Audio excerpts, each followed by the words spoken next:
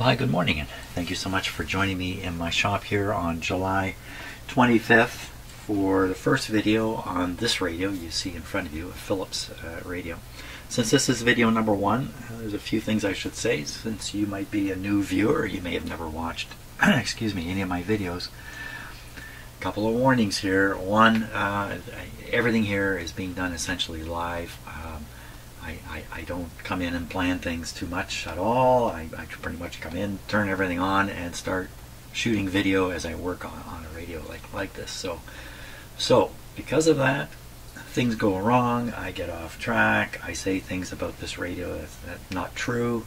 Yes, in the end, maybe I sort it out, but along the way, mistakes are made, and there's a good chance I'm going to be stuck on something that maybe others would not be stuck on. But I managed to get through things. So the other thing is very little editing in my videos, as you can already tell. I don't edit them much at all. Just a few transitions that are rough that I edit to make them smoother, transitions between shots. And so again, that means dumb things are going to go on the video. Now I hope interspersed with my mistakes and stupid stuff is some pretty intelligent stuff. That's what I hope. We will see.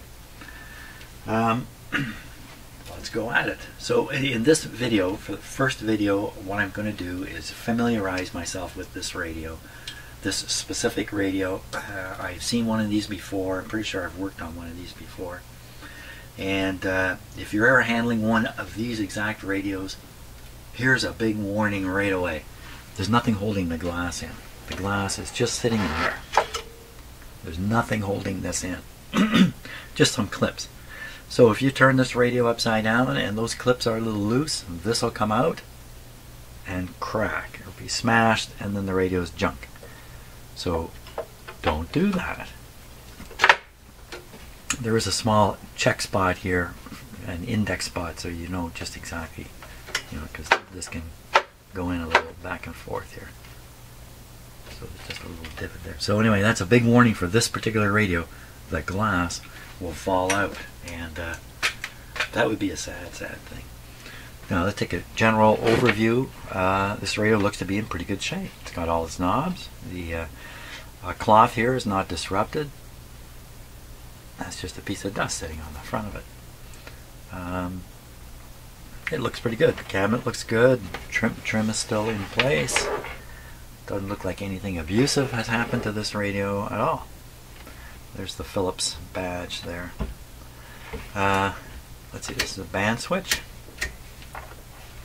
The band switch position indicator is actually these circles here. You can, if you look close, you can see that there's a little indicator of the knob position right here. So that's how you would know what band you're on.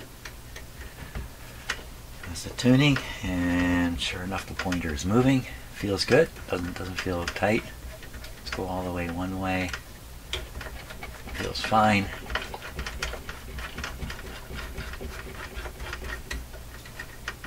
Good. Stick it back in the middle, and this is going to be probably on-off in volume. Oh, it says right here, volume, tone, range, and tuning. Okay, that's great. Now, what's going on in the back? Uh-oh, something's missing. What's the tube missing right here? That probably explains the note that's on the top of it here. Power's on, lights up, no sound for Jim. That's me. So this radio has been picked up by a store in Toronto.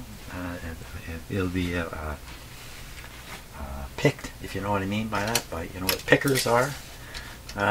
So this will have been picked by the store owners somewhere, and they have given it a quick test and found out lights up but no sound. Well, there's a tube missing, for crying out loud. If they can't sell it as is, they'll cycle it through me. So about every 6 months or so, they show up with a truck, 5 or 10 radios, and I give them back 5 or 10 radios that you've seen here in my shop that I've been working on, and off they go back to Toronto with their radios to sell. And that keeps me flush with radios for my YouTube channel here, and keeps them in business. Okay, so, you know, I would not plug this radio in if you paid me, because the cord is completely disrupted here. Well, you know, if you paid me enough, I would plug it in. In fact, I have ways to plug this in that would actually be safe, even if the cord is shot. Oh, it is shot. It is in bad shape. Wow, okay. Okay, that cord's heading for the garbage. Offhand, I don't know what tube goes in there. I'm looking for a tube chart. No tube chart. There's a aluminum thing up here, and these are metal here. I wonder if this is supposed to be some element of the antenna, and it's I'm looking for where a wire might have been attached. I don't see one. So don't know what this tin foil is doing up here. A pretty simple looking radio. There's virtually nothing on top. What's going on with the output transformer? It's got taped up wires here. So I think what we're seeing here is somebody extended the speaker wires from the output transformer, and the reason for that, they pulled the chassis out and wanted to keep the speaker going, but didn't want to bring the speaker out, so they just extended the speaker wires. That's my guess on that. And now, why would somebody take this one tube here? And what tube is it? It looks like it's the rectifier tube offhand. So no tube chart. Here's a phono input. These are the antenna input here. Excuse me. We don't have the back of the radio, which is a big problem. It's just possible on the back of this radio was an antenna.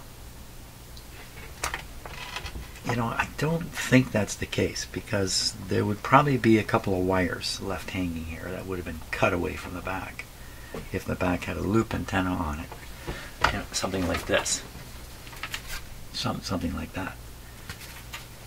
The back is gone, so we don't know for sure. Okay, hey, is there anything underneath here? Sometimes they put information under here. No. The screws here. Screws are different types. Somebody's been in this guy. Okay, so we got to take the chassis out and have a look underneath and see what we're dealing with here. One of the things I like to do with these old radios is get them plugged in, turned on, and operating as quickly as possible. Operating would mean making some noise out the speaker, and if you touch the antenna, you hear some kind of effect. I'm happy if a radio works to that degree. If it's silent, if you turn it on and it's just silent, then you're pretty clueless on what the problem might be. So that's why I like to get some noise coming out of them as quickly as possible. And obviously, it's not going to make noise with that missing. Okay, let's take it out of its cabinet. I think let me just lay this right forward like this. Okay, all kinds of different screws here. So you got to wonder, so what exactly happened to the original screws? Oh, that was way too tight. Way too tight. Way too tight. Because somebody like me would have taken the original screws out, and then what? They lost them? Maybe some of these are the original?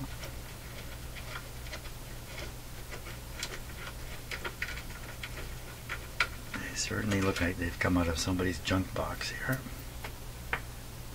These two screws not the same.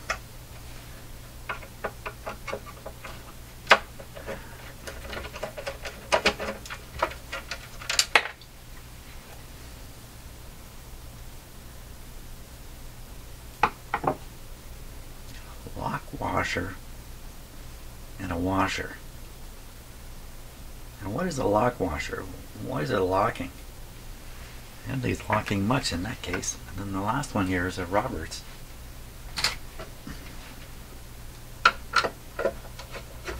So what that could mean is that this was taken apart and then left apart for quite a length of time, and then somebody came along and decided to put it back in its cabinet and had to hunt down some screws.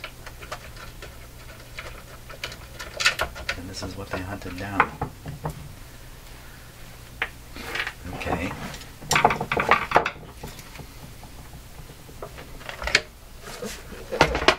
Make sure we gotta take the knobs off the front here. How are these knobs on? I'm looking for screws. There are none.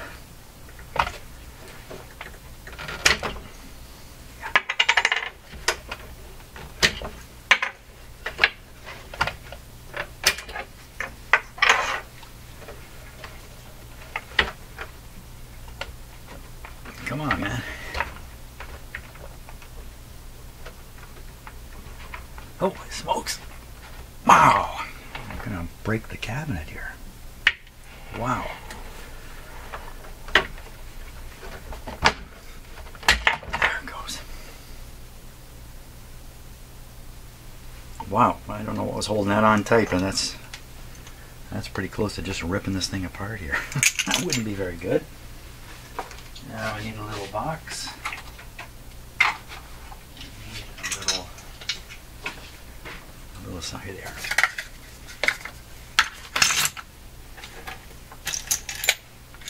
There we go. Okay.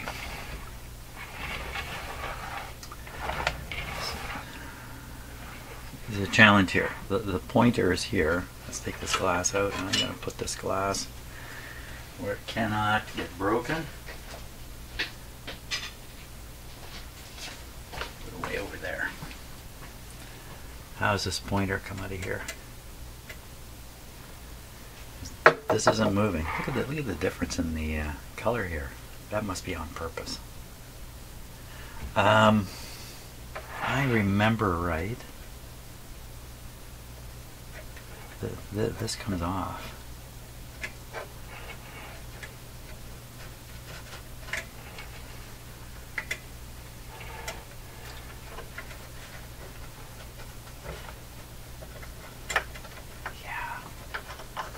I can't believe I remember that. So the pointer here has a little clip on it. And you just clip it on. Okay, glad I remember that, because in radios of this sort where the pointer's out front and has to be dealt with somehow, some of those are pretty hairy to deal with. Okay, out we come. We're going to keep the cabinet up here because the speaker is attached to it. Out we come. There's, oh, what does that say? Engineering sample. Eng sample.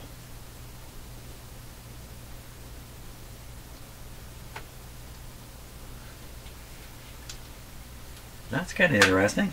What would that possibly mean? ENG sample. ENG. Engineering is the only thing I can think of. Okay, let's look under the radio here. One thing to notice already is there's no big power transformer on this radio. And if we count the tubes, it's 1, 2, 3, 4, 5.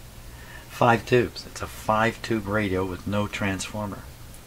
So that tells you something. And also, what does it tell you? It tells you this has the potential to be a hot chassis radio. The adjustments for doing the alignment are all down through here, at least some of them. The capacitor is up on grommets. Now it's possible that this is isolated from the chassis. Looks like some kind of grounding arrangement here is insulated. So this is a safety hazard or a shock hazard in some of these radios, and I can't explain it. You can get full line voltage between here and here. So you can stick your finger like that. And I got one good shock from a radio, something like this, a much smaller one, a long time ago. Okay, we'll come around here. You have a 120 volt light bulb on it. Christmas light bulb. That's also a little odd. In a radio like this with no power transformer, this is not a power transformer, this is a speaker transformer. one of the challenges is to get voltage available to power the tubes and to run the light. The way they deal with the tubes is they put them in series, so all the heaters are in series, and then each one will drop the appropriate amount of voltage because of the design of the tubes. They are designed for this purpose. They'll all convey the same current through their heaters, but some will drop more voltage and develop more heat energy in them, the taller tubes. This is the output tube here, it's a little taller. This is probably a 50, let's take a guess, 50 C5. And I can read Japan on there.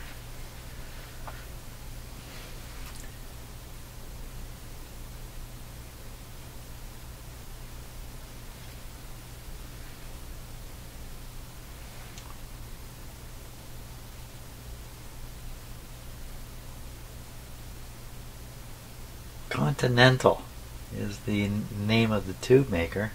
Never heard of that. Continental, but in fact it was made off the continent in Japan. I think that says Japan. Yeah, it says Japan there. Oh, I don't see the tube number. Maybe it's just hidden in the dirt. Hey, which one did this come out of? How do I know these tubes are in the right spot? You know what, I don't. I don't know for sure that these tubes are in the right place. And I have had a radio come in here full of tubes, but all the tubes were completely wrong. They weren't even in the wrong place. They're just totally wrong. Somebody just put tubes in, I guess, to make it look better or something. Now, what's underneath? Well, it's interesting now. Some stuff's been done, some stuff's not been done. As for now, we'll just leave it like that.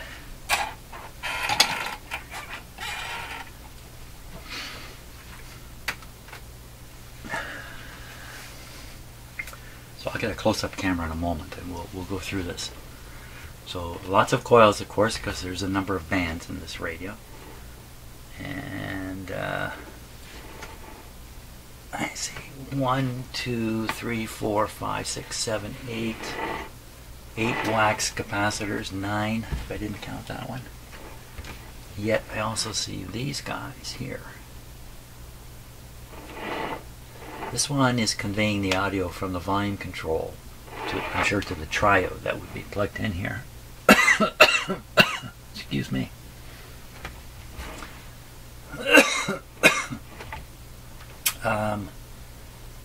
Somebody's gone and done some of the capacitors.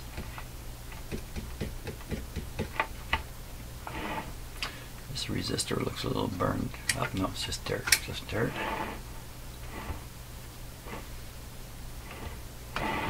Okay, let's go through and take a closer look with our close-up camera here. I call it a close-up camera. It's just a camera that will work very close. It's not actually a real close-up camera. So the other thing I'm going to do, you have to bear with me just for a moment while I freeze the automatic focus. The camera's automatic focus is very annoying. Oh, I shouldn't be talking while I do this. And so what I do is I turn off the autofocus and just fix it where I want it, a little bit closer. Let's go like that. Okay. We'll start in the bottom corner here. This is the missing tube socket, and I'm certainly pretty sure this is the rectifier tube here. That big high wattage resistor is a bit of a giveaway. That's the resistor I thought was burned up, but it's just dark. There's a new capacitor there.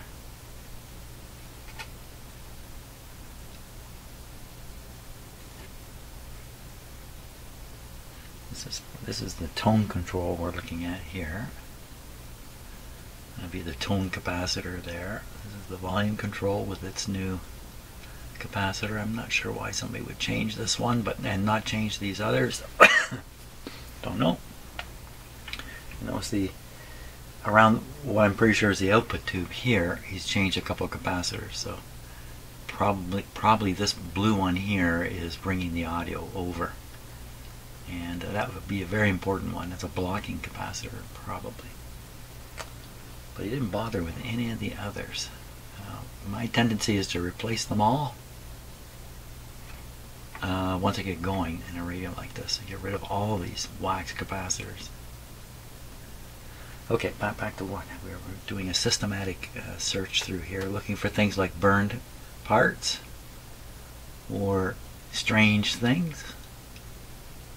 And I do find strange things in these radios from time to time. That's the filter capacitor there, the power supply filter capacitor, still connected. Yeah, you can track, see the two capacitors and a black wire down here. This is all tied to the chassis. Now let's just be absolutely sure of something. It was a cardboard covered capacitor. How is it mounted? So you see how it's mounted on a non-conductive surface, non-conductive plate. And going back underneath, so there are three terminals for the three capacitor sections in there, and then there are three more terminals. You can see one up here with black wires right in the center of the screen, and likewise down here with black wires, and then here's a holding tab. You can see it's just been twisted. It's a very common way of putting these guys in, but it's all on non-conductive material. So what this is showing is the B minus, which are these black wires here going to the capacitor. That terminal is B minus. The B minus is isolated from the chassis. Now somewhere something's going to be soldered to the chassis, and I've already seen it because I just looked over at the radio. It's pretty obvious. So if you follow this capacitor, there, he's soldered to the chassis. He's probably got an accompanying resistor, but it could be anywhere in the radio. Doesn't seem to be right there, but we might find a resistor also soldered to the chassis. And so this is how the chassis metal is connected into the radio, through this capacitor onto the B minus. You can't have this chassis just not connected to anything, or it becomes an antenna to pick up signals and convey them around the radio because of its intimate relationship with all these parts. So that's how they've dealt with it here. This is, if this capacitor is leaky, or worse yet shorted, then this becomes a very dangerous radio. The plug, which at this point is not polarized but will be, where'd the plug go? I've lost track of it. We don't need to look at it. It's a non-polarized plug, which means you can plug it in this way or that way. And that leads to quite a danger in these radios. In fact, even the case screws, look at this. They come up into these fittings. So you're screwing into there. These are the four screws I took off from the bottom. But you see, this piece of metal I'm touching is not connected to the chassis. It has this great big grommet blocking it or isolating it from the chassis. And that means the screws are not connected to the chassis. If the screws were connected to the chassis, then you could easily, and that's a shock hazard. I forgot to say, I'm just going to switch cameras here for me. You could easily see how somebody with the radio operating could pick it up like this, reach underneath the cabinet, and in doing so, contact the screw heads going into straight into the chassis. Radio plugged in the wrong way. You're electrocuted. So to prevent that, every piece of metal that you can contact is somehow protected. So for instance, these shafts that are sticking out, they have the big knob on them. So you can't touch. Oh, didn't I change cameras? What happened? I thought I changed cameras. Yeah. So that's what's going on here. So this is commonly called a hot chassis radio. And you should read up on it if you have anything like this you're working on. If you're watching my video to learn how to work on radios, I don't know if that's the best idea, frankly, but you need to be cautious around a radio like this. Now what I do in my shop, I have an isolation transformer, and when I plug this in, which I won't be plugging this in, if I were to plug this in, I'm plugging it into a special outlet. Here it is here. Goes to an isolation transformer. and that removes the relationship between Earth that I'm standing on here and the radio, and also anything that is tied to Earth, like all this equipment is all grounded. And so the bottom line there is I'm doing things in my shop to keep myself safe. I may not talk about it so much as I should. If you're in your home and you're learning to do this stuff, read up on hot chassis. Read a few things about it. Don't read just one paper. Read 2 or 3 papers about the hot chassis concern. Okay, enough of that talk. Again, I'm just worried I've got you're a new viewer and maybe a new to this whole thing, and maybe you're even wondering, should I get into this? I'll watch this guy and see what he does. Yeah. Okay, enough talk. Time to make a decision here. So the decision is I'm going to replace this cord, and then we're going to try powering this radio up. That's what we're going to do. Okay, I'm going to get another cord, and we're going to solder it on. Because I've done this particular model of radio before, I already have all the schematics in my files. So here is the service manual. That's the schematic there. Information. Here's a look at the radio. There's no doubt it's exactly this one. I think this is called a 922, I think. What's it called? Did they not write the name on it here somewhere?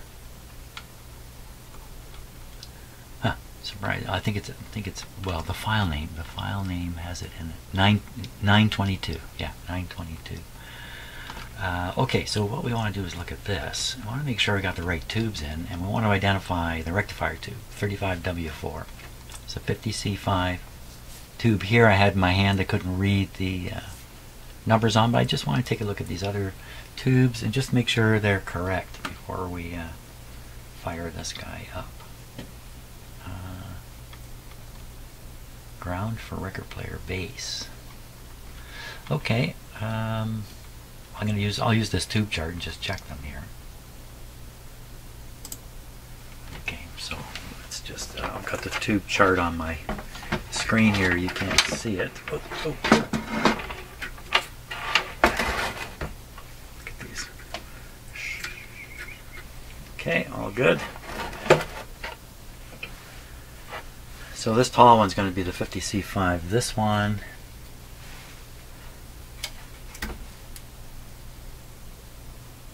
AT6, and on the diagram that should be a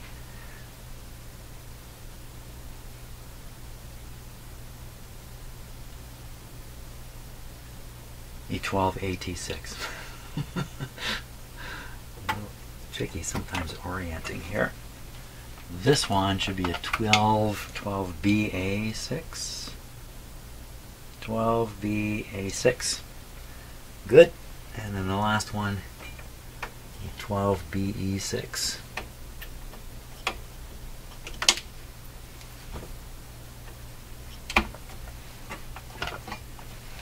So all I gotta do is find a 35W, 12BE6, 35W4 to go in there.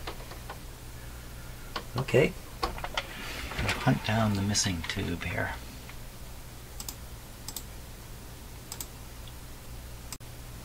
Okay, I've got a 35W4 here we need to test. Now 35W4, so 35 volts for the heater. And the buttons are 2, 3, 4, and a 5. And this is set to 13. W is the test.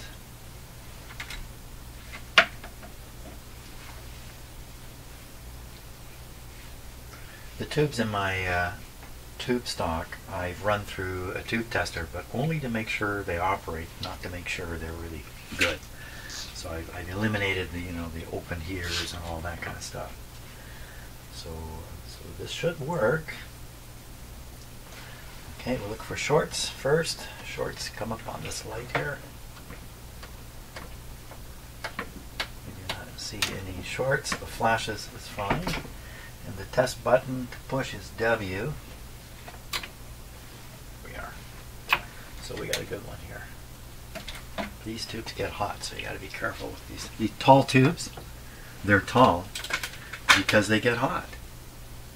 So you know, the shorter tubes, they don't get quite as hot. Okay, we're going to put this in. I have put a new cord on the radio. It's an unpolarized plug I have put on. Okay, now what do we got for an antenna on here? We've got nothing right now, so I'm going to hook up my outdoor antenna to this. Should we even bother with an antenna? No, not at first. Not at first. Don't bother with the antenna. Chances are this is going to hum. When I turn it on, it's just going to hum like crazy because probably this capacitor is worn out. Okay, now a couple things about turning this on. Not only do I have an isolation transformer, I also have some light bulbs that are in series with the power coming into the radio. Well, those light bulbs are just over here. I haven't mentioned the beautiful flowers. This is coming from my wife's very extensive flower garden that we have outside this year. Beautiful, huh? Didn't mention it.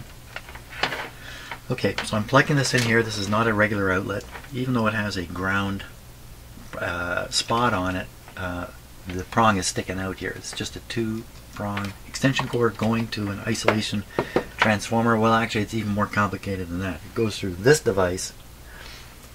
This is an isolation transformer. Behind it is another one. Why? Why? Why? No good reason at all. Why I should have 2 isolation transformers in a row.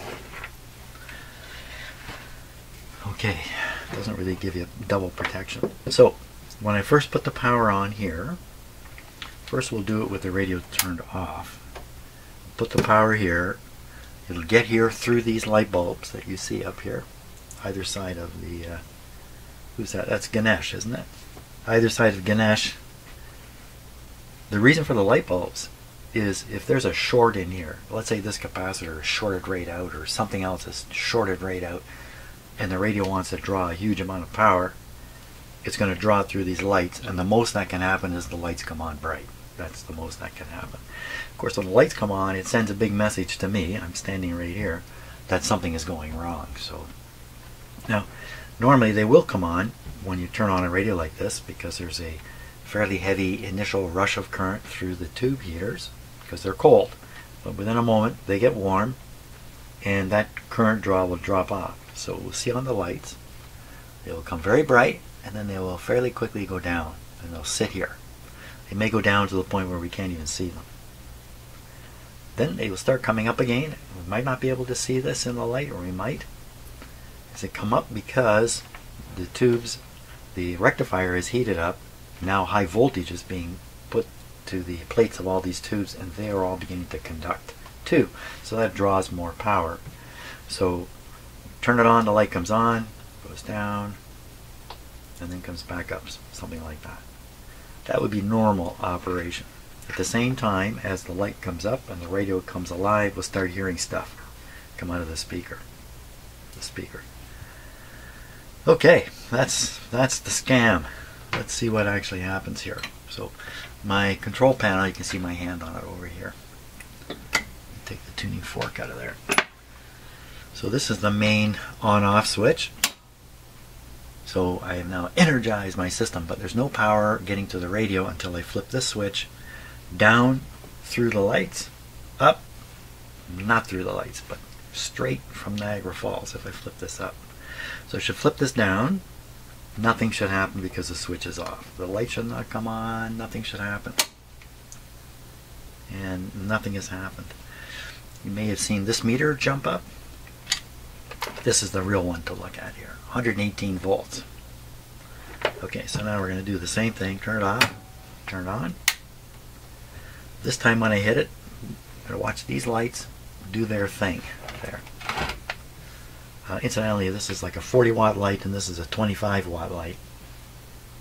And maybe in this case we're going to start with just one light bulb. So that's going to increase the restriction a lot. So the radio is not going to operate. Most of the voltage is going to drop on that light. That's what I think, but if you keep watching my videos, you'll find out that I'm wrong a lot of the time. Here we go. Very bright. Very bright. It's hard to tell in the camera what's happening. See, this light's on. That's good. 40 volts, 42 volts. So you see the current flow is lowering as these tubes heat up. They heat up very slowly when you restrict it like this.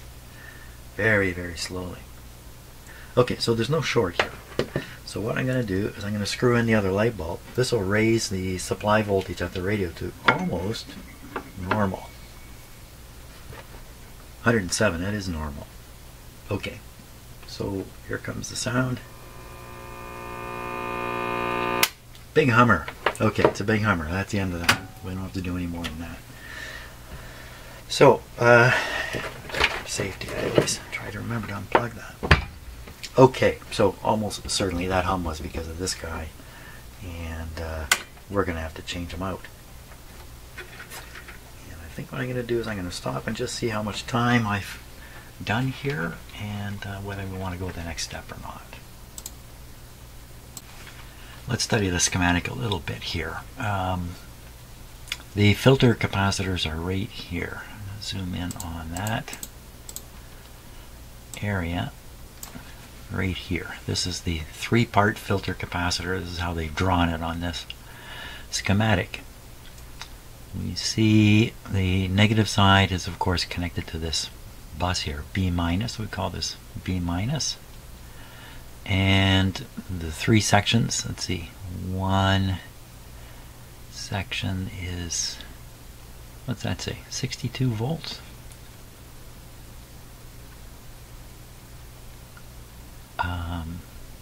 So this looks like a cathode bypass capacitor here. This is the cathode resistor, 160 ohms, quite typical. That's probably 6.2 volts there, which is actually the tube bias. This resistor makes the cathode go a little bit positive, and the grid remains basically at B minus voltage. So the relative voltage here, the grid is minus to the, or negative to the cathode, as it must be. So that's how you do it. Can't make the grid go negative because there's no negative voltages around, so make the cathode go positive. That does sacrifice some of the power of the tube because you're reducing the plate to cathode voltage, but obviously it doesn't matter. So that's what this guy's doing. This is probably a smaller section, 32, and a lower voltage. Like this one only needs to, you know, withstand like 10 volts here or something. So these 2 sections are the high voltage sections. This one is, well, they've got them listed here, right here. I didn't see that. They have a 30, a 40, and there's a 20, 25 volts. So the 25 volt, yeah, is this one. So they put a 25 volt capacitor to bypass this. The others are 150 volt capacitors, a 30 and a 40. And I'll be putting in 2 160 volt 47s here. It won't matter. That's good. Pretty straightforward stuff. This one here, a 20, a 25. So I'll find something for this. These 2 though will be the 160 47s. Section, see, they actually put the symbols here too. There's the diamond and the square and the no symbol, and that's how these are marked. But very often you can't see these marks when the capacitor is installed. The marks are hidden. These indicating marks. But we can look at the wiring, especially. Just all we have to do is find this one. We find this one. The other 2 I'm putting the same size capacitors in anyway, so it doesn't really matter. Let's look underneath now the radio and see what the challenge is there. Okay, I can just set this like this.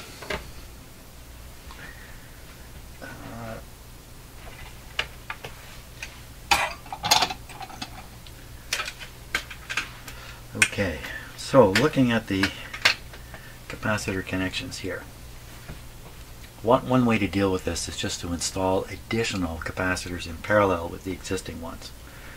that's not a bad way to go from a couple points of view. One is, well, these terminals are very rigid here, and you can solder to them and everything. You put the parts in, no problem. It's quite easy.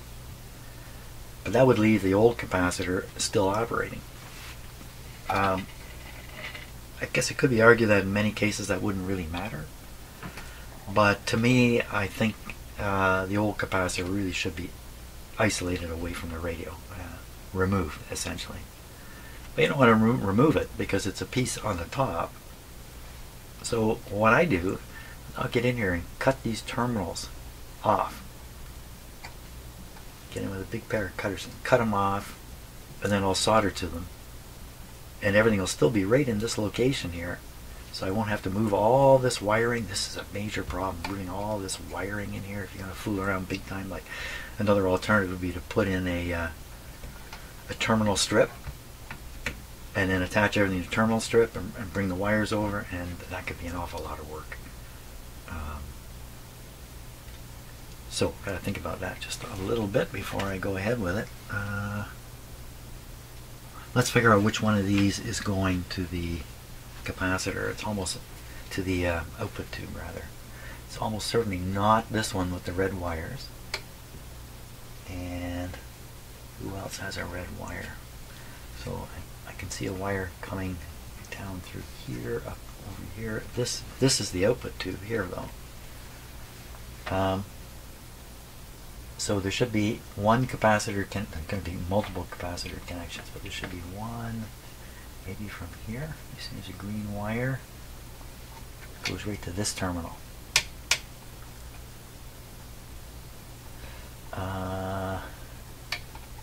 That would make this the cathode resistor. I don't know. Brown, green, brown. 1. So that would be 1, 5 with a 0. 150 ohms. So that's the cathode resistor. Usually they're a little higher wattage. So this is the cathode, and we can double check. It's pin number 1 on a 50C5. Let's check it. I like to double check things when I think of it. 50. The only way you can find your mistakes if you're alone. 50C5. So let's see. Pin number 1. Yep. Is a cathode, and the suppressor grid are hooked up to pin number 1. Very good. I got it right. Okay, so this section here, then, where the green wire comes over, it's hard to see, but that's all that's connected here. So all I got to do is take a capacitor, you don't have to connect it here, and the other terminal has to go to B minus. Now, where's B minus? So B minus, it can be spotted by terminals like this one right here. That would be a B minus. A bit of a stretch to put a capacitor across there. So is there a wire? There's a wire going up that way. No wire coming this way. Another B minus is kind of hidden from view behind this red wire here. These two guys are connected to it, and there's a black wire, and it's also heading out that way. Somebody show me a B minus over in this area where I can hook to. Maybe I can't. It's definitely a stretch, but it's a 20. Now I gotta find a proper capacitor too. So 25 volts, 20. Let me find a capacitor here. Okay, here's a little capacitor that's going to go in there. I think what I'm going to do is I'm going to cut the lead wire that's going over to the tube.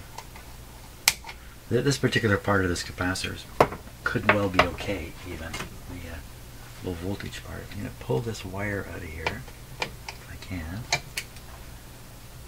I'm going to use this wire, connect this guy up. I just have to find a nice ground spot.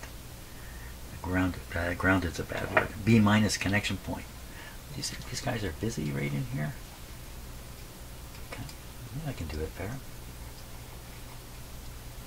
Probably better to keep it, close to where it was originally. Just move this wire over here. Just go on there. And I think by the positive, the negative side. The positive side is going to the tube. The negative side going to that terminal. Got a wire right, resistor right there, but that's okay. So what we'll do is we'll try to connect this wire as close to the body of the capacitor as possible. Something like that. Now I gotta leave room for the other capacitors that are gonna be snuck in here. I gotta be able to cut that terminal. This is an easy one. I'm gonna leave this for the end. I'm gonna do the other two. The other two.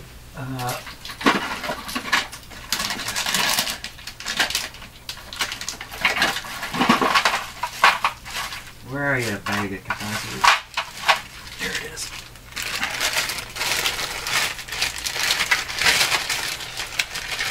Two of these guys out.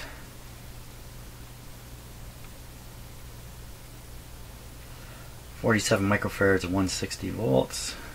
This guy, same thing. So what I do here is take the negatives, that's the shorter leads,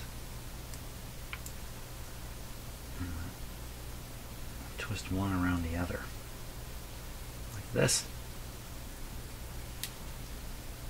I'll solder that, and then we just have to make this connection again to the ground terminal, same place as same place as this one.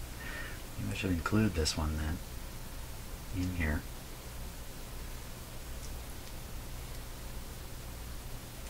Make sure I get the negative right. It's getting a little crowded, eh? Maybe I won't.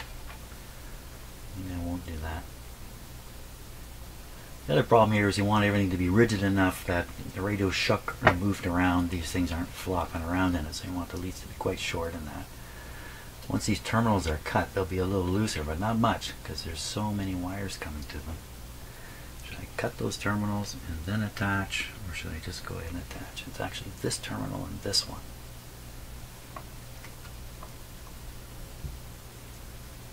Getting the ground through here without interference is difficult that way. It'd be easier if I put them over, put them up like this. That's easy. Then down they go. That's the way to do it for sure.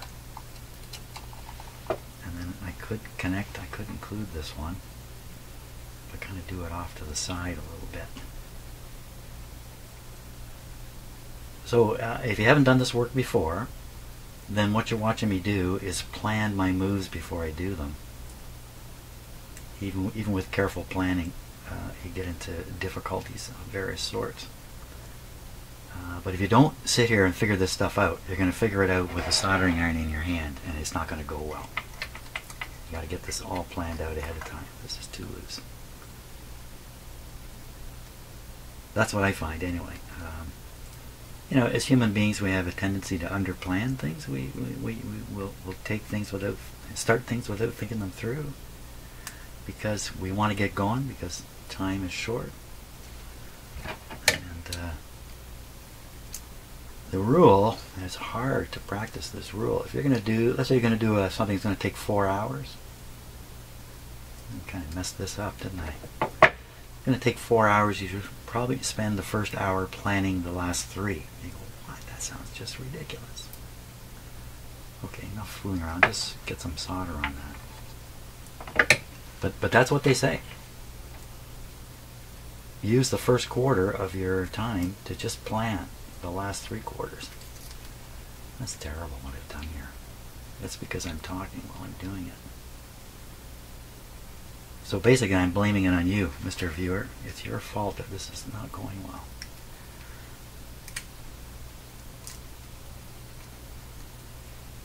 Everybody bunched up in there. Would look pretty good. Oh. Okay, forget that. I'll carry on with the original plan to put these 2 in and then the last one. Okay, I'm going to get that done. Watch me fiddle around there. I'll get that done, and then we're going to run this radio again. Okay, thought I'd better get this on video. I usually like to have for sure the camera running when something bad is likely to happen. I get that on video. So I'm going to cut the big terminals off and try to leave the wires attached to them. one of the things I didn't say, but first thing I did was when I looked in this was, can I get my cutters in there? And I thought, yes, I can. Yeah, did I think wrong? Wires are going on both sides here. Maybe I thought wrong.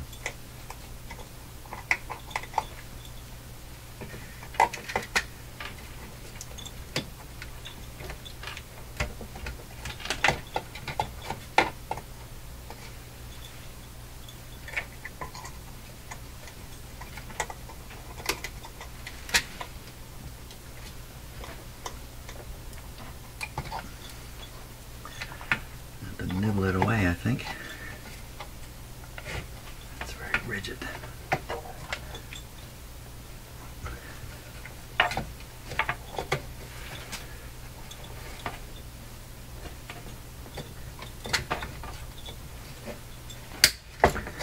Okay, I got that one off.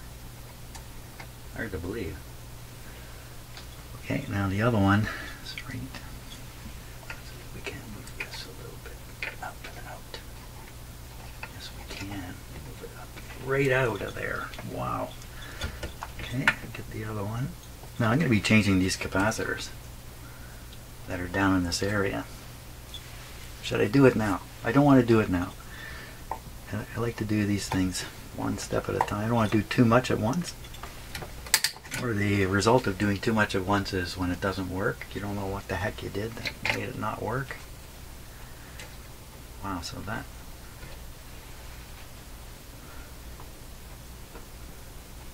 This doesn't make sense here. What's going on? Oh, there is a wire. I was going to say there's no wire coming from here. Just the capacitor, but there is a wire. Yellow one hidden down there. Okay. Bend this guy out here too. Now, you gotta get this ground. Didn't I say I was going to do this and then turn your camera back on? I want to get this into the ground here. Wow, this is pretty.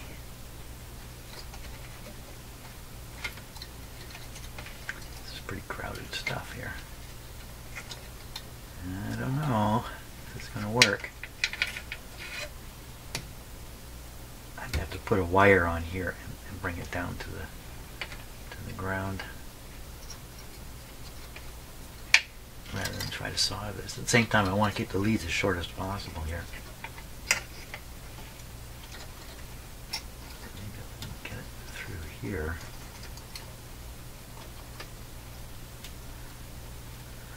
That would kind of do it, believe it or not, like that.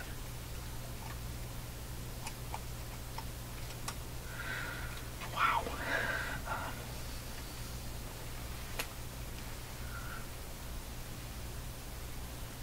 Well, I think the first thing to try to do is get it onto the ground there. So let's see what we can do here.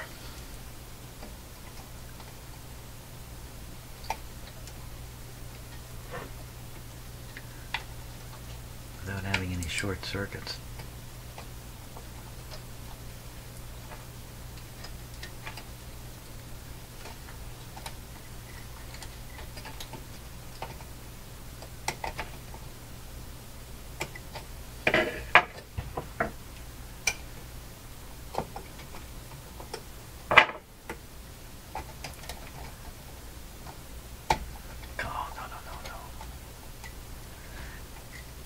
More recently, I have avoided putting stuff like this on video.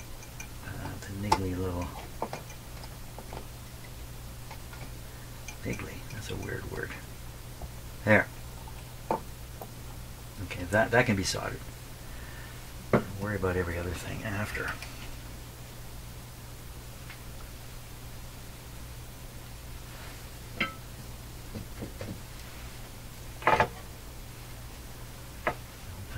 Pop off as soon as I start soldering.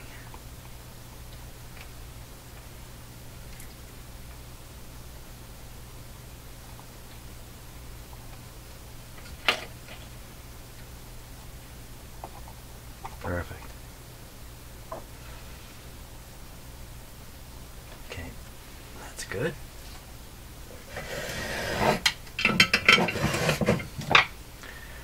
Now, one there.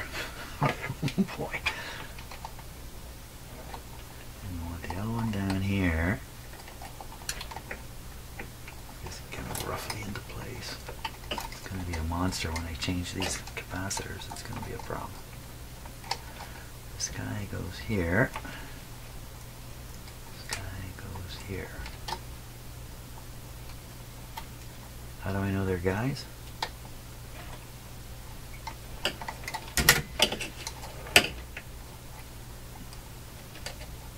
No answer.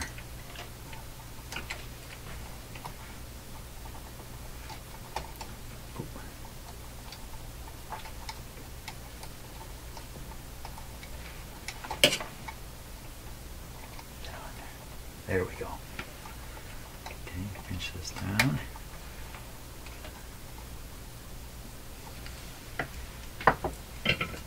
Very good.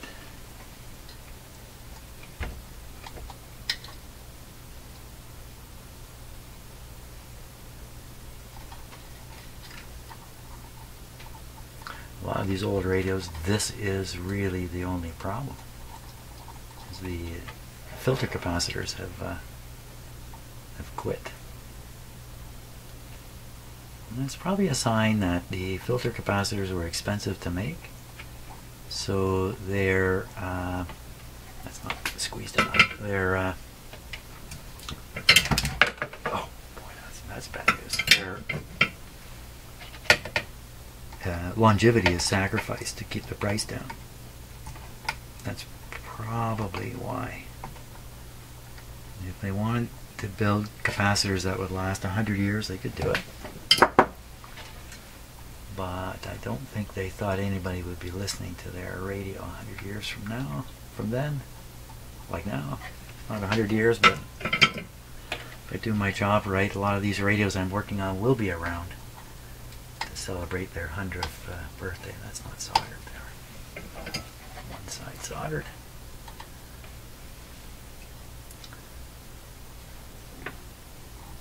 One of the motivations for me to do this work is I have the sense I'm helping to preserve something people will want to have around, you know, museums and the like, or in their homes. Let's see if we can get the excess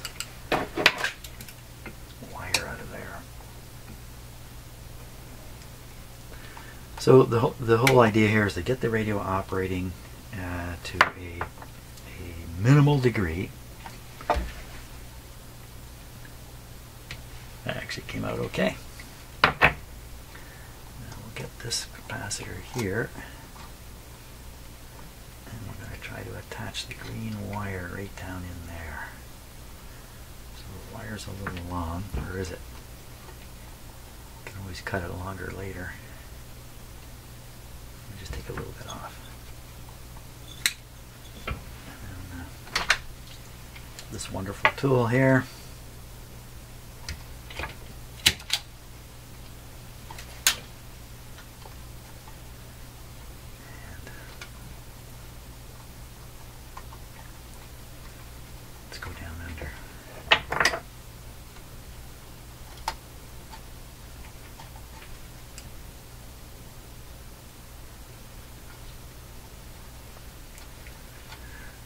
I was watching a video talking about changes in the world, and along with all the changes that I'm sure you're aware of, many of them. One of them is wheat growth, growing wheat, which is a big deal here in Canada, big deal in certain countries in the world. The wheat harvest last year worldwide was a bumper crop.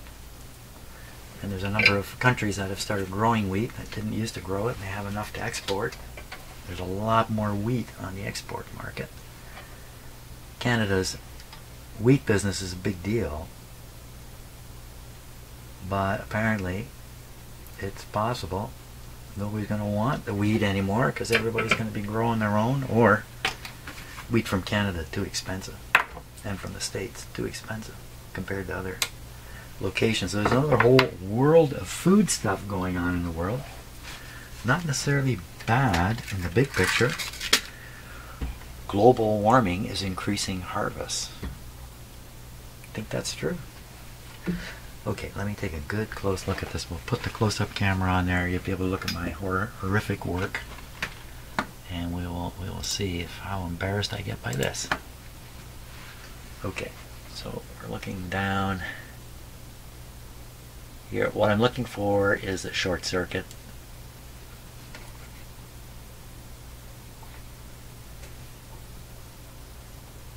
Or a failure to solder.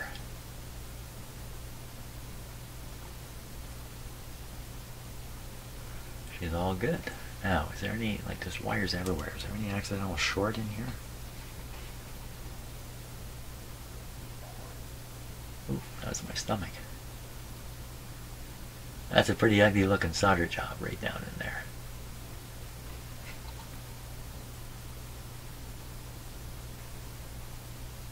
You should put some more solder on it and run the risk. Way down in there. Wow. It's solid. Or is it? Barely. I gotta put more solder on that. Okay. That's the finding.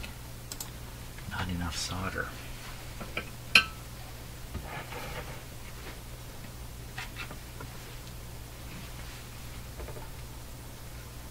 Don't come off now. Can anybody see what I'm doing? I can see it's just traveling all over the place. Oh, I don't know what I did there.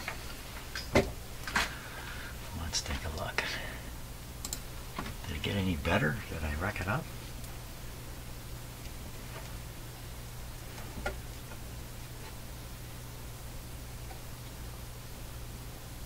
That's a little bit better. I'm going to leave it like that. Okay, and the terminals are completely cut clear from down below. There's no wires. There can be like a low wire coming to the terminal I may have missed.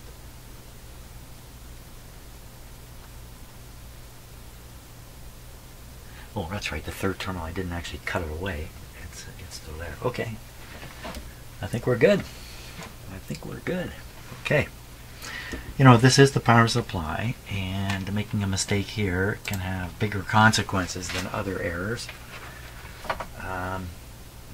One of my classics is putting the capacitors in backwards. Somehow I managed to do that with regularity, as much as I try not to. If you put those capacitors in backwards,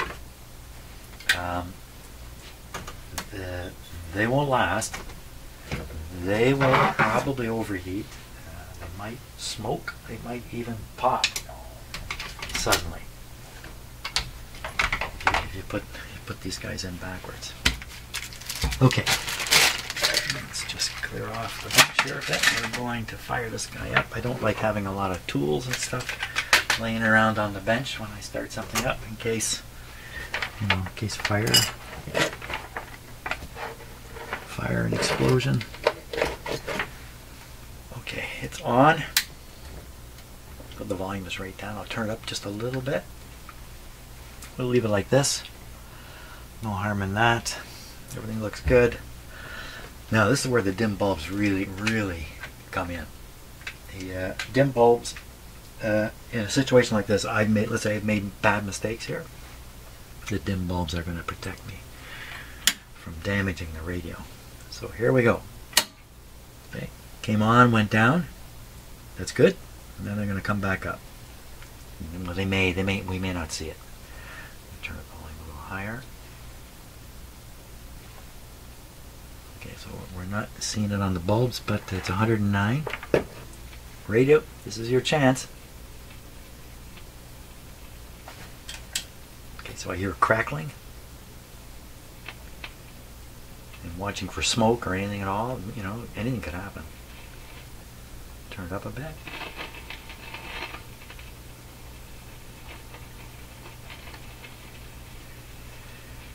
I don't like the sound of that static.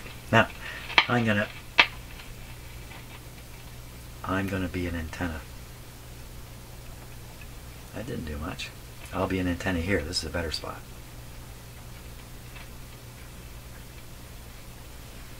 Well, I'm a better antenna than that, I'm sure of it. Ooh. This could be anything. This could be tube socket pins moving. It could be other stuff in my house turning on and off. I don't think so. That sounds more like a tube pin. Okay, I'm going to put this upright here, but I'm going to do it while it's on. Because I'm quite a chicken. Okay, and we'll turn it back on. Okay, so with the dim bulbs in place, we have 103 volts. That should be enough to operate the radio. There's no antenna. No antenna.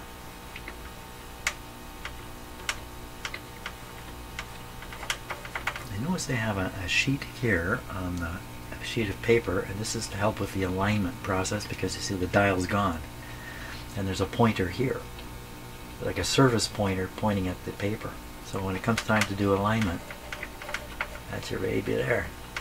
So we're not hearing anything whatsoever, and like no throughput from the antenna. Let me just touch it again back here.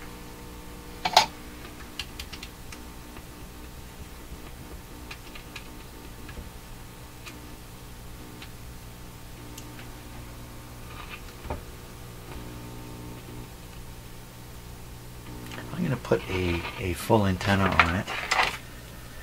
This antenna is not switched on down here. I have to run and switch it on. Okay, I'm going to do that. I'm going to drink some coffee. I'm going to take a little break here. Take a little break. Okay, ready now to operate the radio. All looks good. 107 volts on it. I think it's going to go down a little bit. I have an antenna connected now. This antenna is an outdoor antenna. It's an active antenna. So I believe I'm on phono input right now. Somebody's microphonic. Output tube. Okay. So let's go. First band is broadcast band. Sweet for dessert. Unfortunately, hello. Your liver doesn't. Liver stress causes low energy, restless sleep, and an expanding waistline. Protect your liver and get a daily detox with Active Liver from New Nordic. Available in tablet or gummy. Get a daily detox. That's all it takes? Like eat something? Come on. Well, it's working good. I'm amazed. I'm not really amazed. Okay, another band. So that's very low volume too. There's lots of volume in this radio. Excellent. Okay, next band. What do we get? Well, it's getting something. What band is this? Let me get the glass here.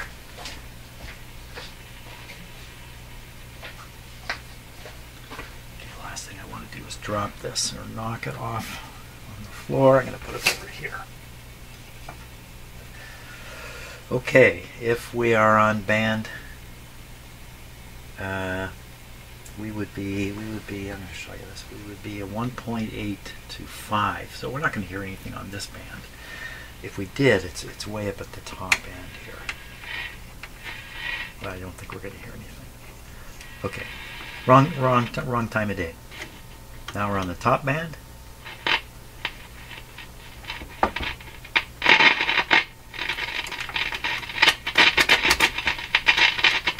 Pretty dirty band switch. Ooh. Some loud reports coming from the radio here.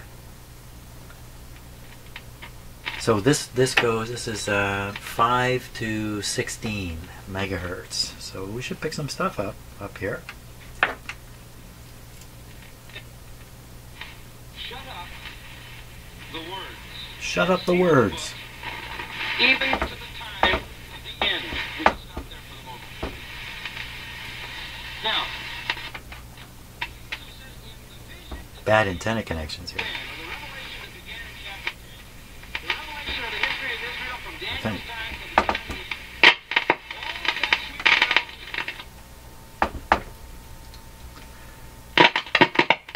Ooh, wow.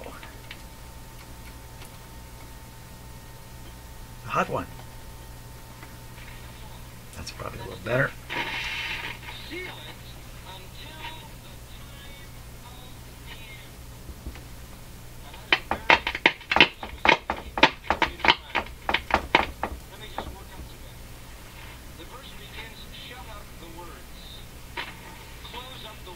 Close up the words. Okay, we'll do that. I got this turned up pretty much full here.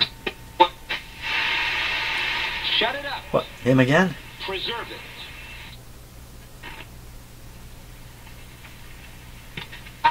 Ningún tipo, fumigación de ningún tipo. Tenemos tanta epidemia, nos enfermamos. Clima de todo. Okay, that's pretty low volume there. So it's good.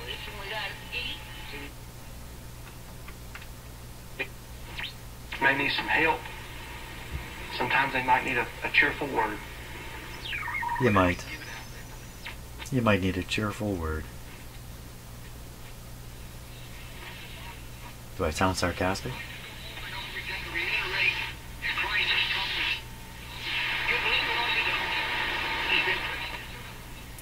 Where are we on the dial now? Somewhere around 9. We're in probably the 31 meter band. That's probably where we are. In fact, there's some marks right there.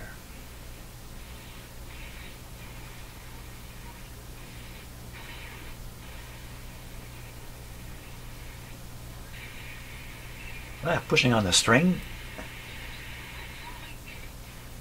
must be causing the wheel to turn a little bit. Yeah, you can see it. This is pretty slack. How come? How come so slack? Don't break it. Okay, well, I love fooling around with these radios. I'm sorry if I fool around too much. What's dirt in the capacitor, is it?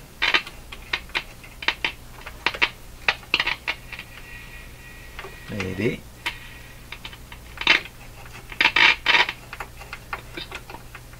Okay, enough fooling around. Stop fooling around. So, situation is very good with this radio. My objective is to make it work. Well, I've done that. Now the next thing is to make it probably, I should probably check its tuning out, the IF and stuff like that. Replacing more parts, don't see the reason for it. Somebody else got in there ahead of me and did some of them. So, fantastic. That's great. That's it for today. Good show. So tomorrow I'll do the alignment on it and send it out the door. Thanks a lot for watching.